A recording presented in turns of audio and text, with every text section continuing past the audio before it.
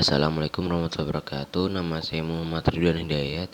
Saya dari kelas 12 RPL 1. Ini adalah tugas akhir bab 1 dari PPKN. Pada tahun 2017, tepatnya pada 11 April, penyidik senior Novel Baswedan sedang ingin menjalankan sholat subuh berjamaah di dekat masjidnya yang berjarak 50 meter. Awalnya biasa saja, namun pada saat pulang dari masjid, di pertigaan Novel Baswedan sempat mendengar motor yang pelan. Namun saat ia ingin melihat motornya, saat ingin mengenali wajahnya, tiba-tiba saja mukanya disiram oleh air keras, hingga menyebabkan buta di mata kirinya. Saking sakitnya itu, Novel Baswedan sempat ingin ke masjid untuk ke arah air wudhu untuk disiram ke mukanya gitu. Cuman kayak saking panasnya, luka bakar gitu kata Novel Baswedan, hingga akhirnya dia menabrak batang pohon karena katanya juga pandangannya buram setelah disiram. Lalu ia teriak kencang, lalu teriakan itu terdengar oleh warga. Lalu oleh warga berinisiatif dibawa ke mitra keluarga.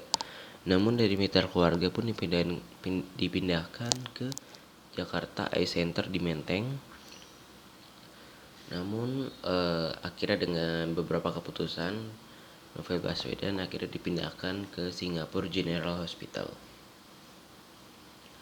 Lalu setelah lama menanti, tidak ada kepastian dalam kasusnya, tidak ada hukuman, tidak ada tersangka, tidak ada orang yang bertanggung jawab di dalam kasusnya. Novel Baswedan pun menyetuskan kata-kata ada jenderal polisi yang mendalangi kasusnya dia.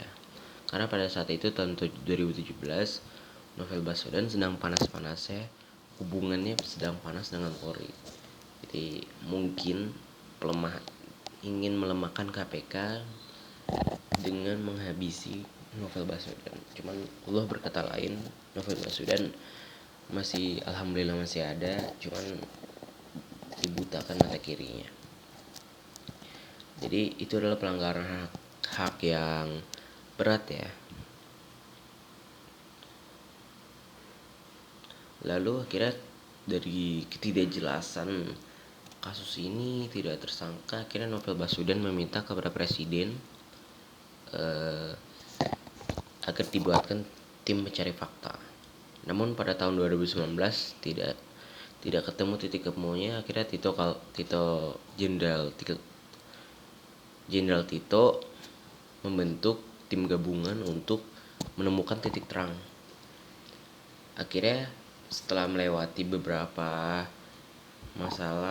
waktu, akhirnya pada tanggal 26 Desember 2 anggota Polri ditangkap oleh kepolisian Indonesia, yaitu Rahmat Qodir dan juga Roni Bugis. Nah, ini kan anggota Brimob nih, jauh dari Kelapa II. Bahkan Novel Baswedan sendiri itu adalah pelaku perorangan. Gak mungkin bisa jadi penangkapan.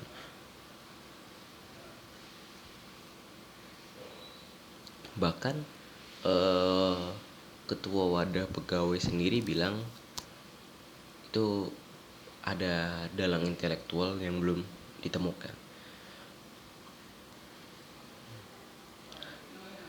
Lalu akhirnya Rahmat Kadir dan juga Roni Bugis ditetapkan 1,5 tahun penjara atas tuduhan penganiayaan yang menyebabkan luka berat. Yang saya pikir ini bukan hanya penganiayaan untuk tubuh Novel Baswedan, tapi penganiayaan untuk tubuh KPK-nya sendiri.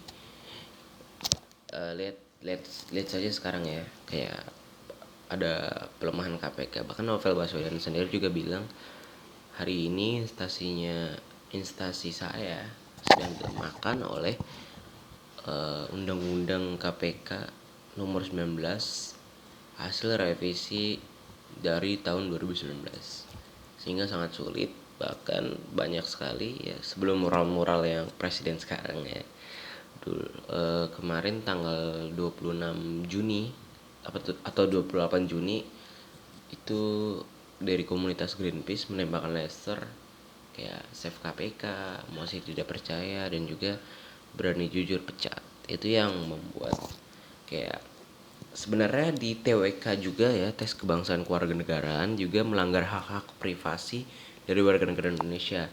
Itu ditanyakan memilih Pancasila atau agama, memilih Al-Quran atau Pancasila, dan juga ditanya-tanyakan hal yang lebih pribadi, yaitu melanggar hak-hak privasi seperti kenapa belum nikah, kenapa cerai, dan juga lu mau lepas hijab lu nggak gitu. Kayak itu, ini sumbernya dari pegawai KPK-nya sendiri ya, dari watchdog-nya, dari dokumentari channel YouTube dokumentari Watchdog, yaitu channel yang mengangkat tentang masalah-masalah di Indonesia, dan juga dari Twitter langsung pegawai KPK-nya. Jadi ini benar adanya. Itulah tugas akhir dari PKN, yaitu menyempelekan hak ya, dari mulai Novel Baswedan yang hak asasi manusia juga, dan juga dari hak privasi orang dan pribadi orang yang dites wawasan kebangsaan KPK dari Undang-Undang Nomor 19 KPK tahun 2019. Saya Muhammad Rudin Jaya, terima kasih. Wassalamualaikum warahmatullahi wabarakatuh.